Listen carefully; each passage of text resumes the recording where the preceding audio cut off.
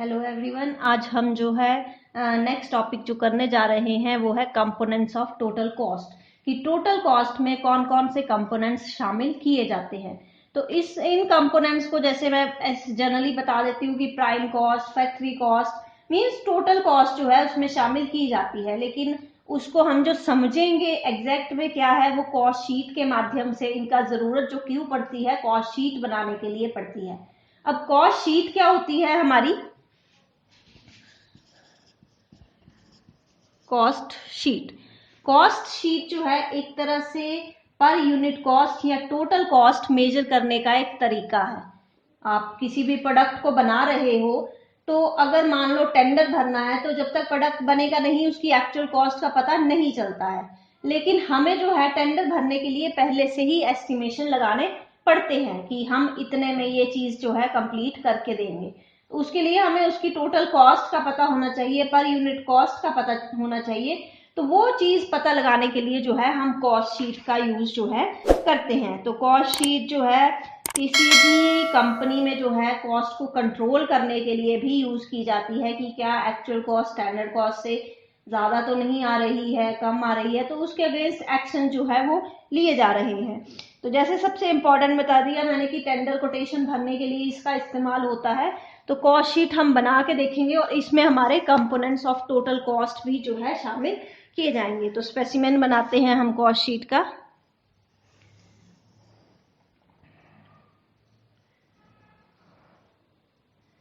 इसमें आपके 3 कॉलम बनेंगे। एक कॉलम में जो है आपका पर्टिकुलर्स आएंगे, दूसरे कॉलम में टोटल कॉस्ट और तीसरे में कॉस्ट पर यूनिट। ये अकॉर्डिंगली जब आप क्वेश्चंस करेंगे तो उसके अकॉर्डिंगली चेंज भी हो सकता है कि आपको सिर्फ टोटल कॉस्ट ही बोला हो या कॉस्ट पर यूनिट ही बोला हो, तो उसके अकॉर्डिंगली जो है इसका स्पेसिमेन, पर अदरवाइज ये स्पेसिमेन जो है ऐसा ही रहेगा। तो सबसे पहले इसमें क्या आता है? Opening raw material. जैसे मैंने इस एलिमेंट ऑफ कॉस्ट में बताया था कि सबसे मेजर कॉस्ट जो है वो मटेरियल की पड़ती है, तो हमें पुराना मटेरियल भी पहले यूज करना पड़ता है। तो ओपनिंग रॉ मटेरियल प्लस कोई और परचेज किया है raw material, purchase of raw material, यहाँ टोटल अमाउंट, और पर यूनिट यहाँ पे हम यूनिट्स लिख देंगे कि कितने यूनिट्स जो है वो बन रहे हैं। इसके अलावा जब रॉ मटेरियल परचेज है तो उसको लाने के लिए कैरेज भी देना पड़ता है, लेकिन सिर्फ वही कैरेज इसमें इंक्लूड होगा जो रॉ मटेरियल को हम लेके आ रहे हैं उसके लिए जो दिया है, अदरवाइज बाकी कैरेज यहाँ पे शामिल नहीं किए जाएंगे, वो आपके आगे आएंगे।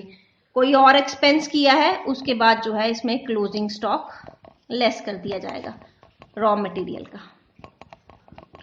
ये जो फिगर आएगी हमारी टोटल करके वो आता है हमारा रॉ मटेरियल कंज्यूम्ड।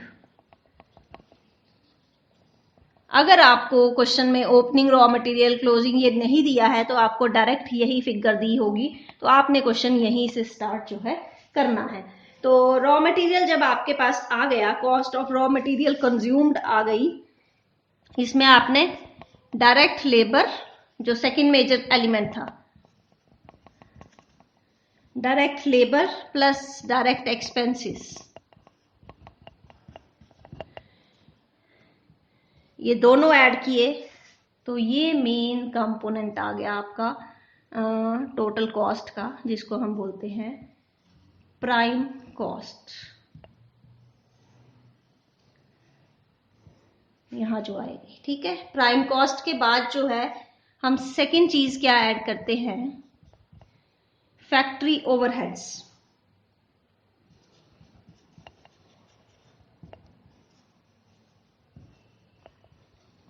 ये आपकी हेडिंग बनेगी फैक्ट्री ओवरहेड्स। इसके अंदर आपके जितने भी फैक्ट्री ओवरहेड्स है, जैसे फैक्ट्री में मशीनरी रिपेयर की जा रही है या फिर फैक्ट्री का किराया दिया जा रहा है, फैक्ट्री में बिजली खर्च हो रही है, वो सारे आप इस हेडिंग के अंदर जो है लिख दोगे। सारे हेडिंग करने के बाद जब टोटल करोगे तो जब प्राइम कॉस्ट में फैक्ट्री ओवरहेड्स जोड़े जाते हैं तो उसको हम फैक्ट्री कॉस्ट या वर्क कॉस्ट बोलते हैं, फैक्ट्री या वर्क कॉस्ट। इसके बाद ऐड किया जाता है opening stock of work in progress less closing stock of work in progress. क्योंकि वर्क इन प्रोग्रेस हमारा फैक्ट्री में चल रहा है तो फैक्ट्री के साथ ही जो है उसका मेजर किया जाएगा। ये आ जाता है हमारा cost of production.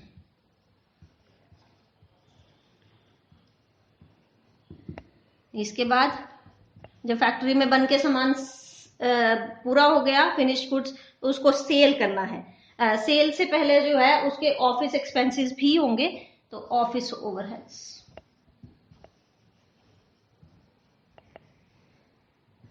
Office overheads भी आपकी हेडिंग के तौर पे शामिल की जाएगी, जिसमें ऑफिस में काम करने वाले स्टाफ की सैलरी, ऑफिस के टेलीफोन का बिल, ऑफिस की किराया, ऑफिस का बिजली का बिल, स्टेशनरी, वो सारी चीजें जो है आपकी ऑफिस ओवरहेड्स में शामिल की जाएंगी।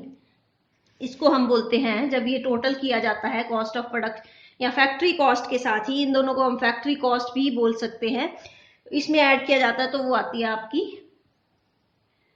Office cost.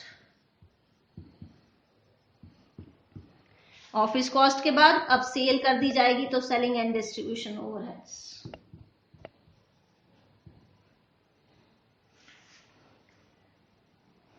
इसमें पहले आपका जो है एक और ओपनिंग और क्लोजिंग स्टॉक रह गया, opening stock of finished goods.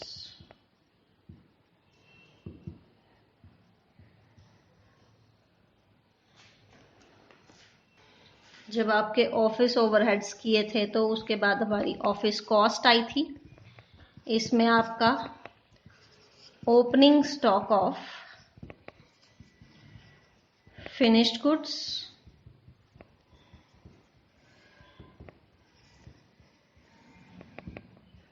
और minus closing stock of finished goods.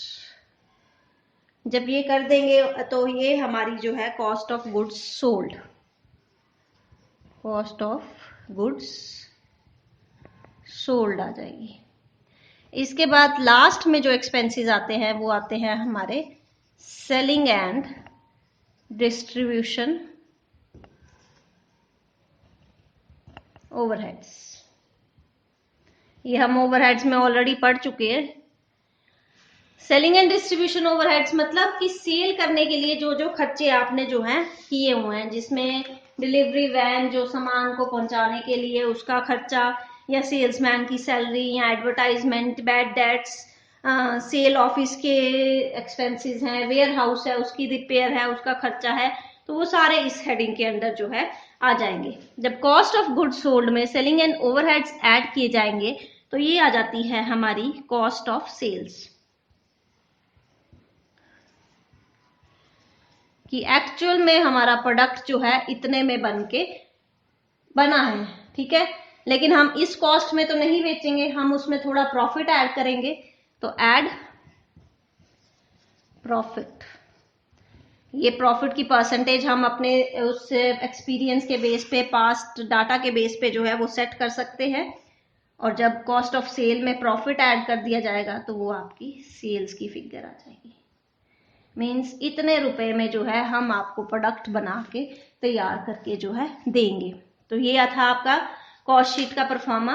जब हम क्वेश्चन करेंगे तो और ज्यादा ये जो है क्लियर हो जाएगा, पर आपको ये पता होना चाहिए कि टोटल कंपोनेंट्स कौन कौन से आए। जैसे पहले प्राइम कॉस्ट था, फिर वर्क कॉस्ट थी, फिर ऑफिस कॉस्ट आई थी, आपकी कॉस्ट ऑफ सेल्स आई थी, cost of goods sold I थी।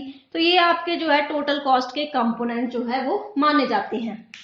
अब टोटल कॉस्ट में जब ये कंपोनेंट्स आपको सारे पता होने चाहिए कि कौन कौन से शामिल किए जाएंगे, उसी के बेस पे आप कॉस्ट शीट जो है वो तैयार करेंगे। तो जब हम न्यूमेरिकल करेंगे तो ये और ज्यादा क्लियर जो है हमारी कॉस्ट शीट का परफॉर्मा हो जाएगा। पर आपको ये पता होना चाहिए सीक्वेंस की, किसके बाद कौन सी चीज जो है वो आएगी, तभी आप क्वेश्चन जो है कर पाएंगे। अगर इसके परफॉर्मे में आपको कहीं कोई प्रॉब्लम आ रही है तो कमेंट सेक्शन में लिख दीजिए। मैं उस प्रॉब्लम को फिर से क्लियर कर दूंगी। थैंक